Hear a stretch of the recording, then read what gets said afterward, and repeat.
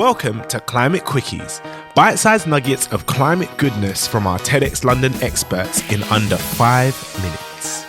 In this week's Climate Quickie, we hear from Rachel Kitchin, the climate campaigner at Stand.Earth, a grassroots environmental organisation. If climate action is a catwalk, most brands are still looking for the dressing room. That's what Stand.Earth's annual research, the Fossil Free Fashion Scorecard initiative, reveals. And with 2023's results just published, let's see who's stacking up when it comes to sustainable climate claims. Let's head over to Rachel to hear the scores. And remember, stay curious.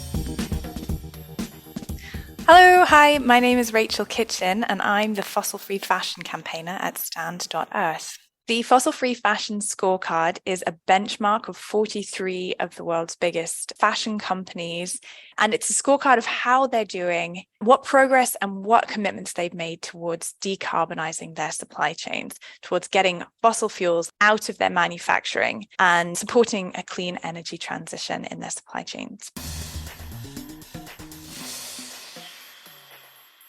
Fashion actually accounts for up to around 8% of global emissions. It's the second biggest emitting supply chain in the world. So we just released the 2023 scorecard and we found some really interesting results. In 2021, the average grade was a D-. In 2023, the average grade is a D.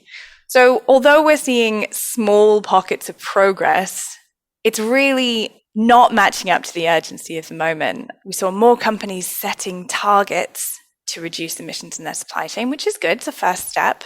But that gap between target setting and real action just seems to be getting wider. There was new research came out from the World Resources Institute and the Apparel Impact Institute last year, which said that if the fashion industry can transition its supply chains entirely to renewable energy, it can cut its emissions by up to 27%, which is huge, which makes renewable energy really the number one priority for the industry in terms of decarbonizing. What's interesting is that although more brands are setting emissions targets, there's only a very few small pockets of brands who are setting targets for their renewable energy in their supply chain.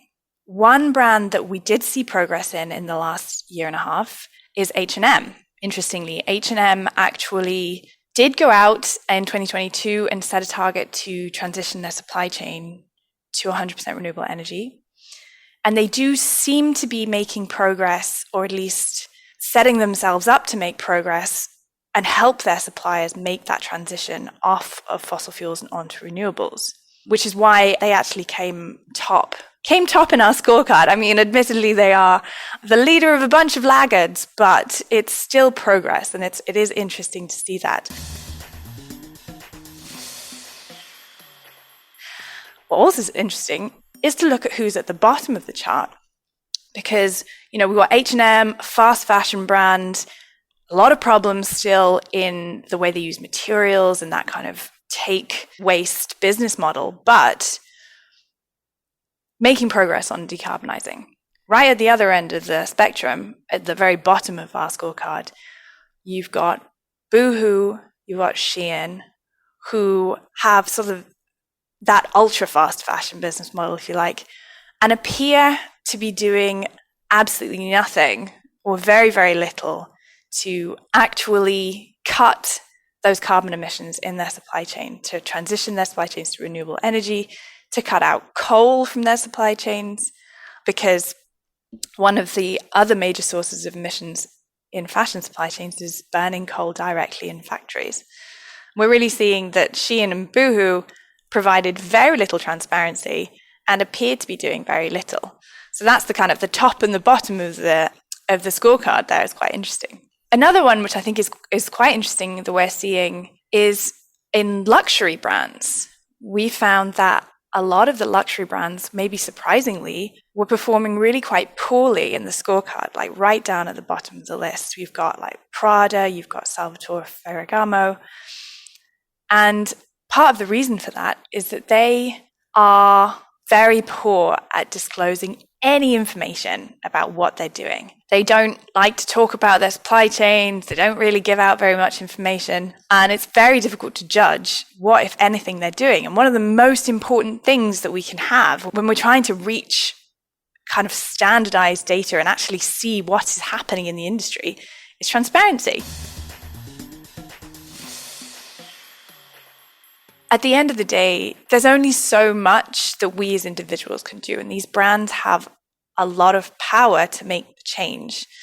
And I think the most important thing that any of us can do is demand that change from them. We do have power, but it's also not about what you do and don't buy. I often say, like, the most sustainable clothes that you can buy are the ones that you already have, or the ones that you just keep wearing over and over again and you repair and take care of and hang dry and make sure that they just stay in circulation for as long as possible, because the more often you wear it, the lower its carbon footprint is, essentially. This was just a snapshot of all of the data that's in the 2023 Fossil Free Fashion Scorecard, but you can find the full overview at fashion.stand.earth. Thanks for listening to this quickie. This episode was created by our superstar podcast team at TEDxLondon. Until next time, Stay curious.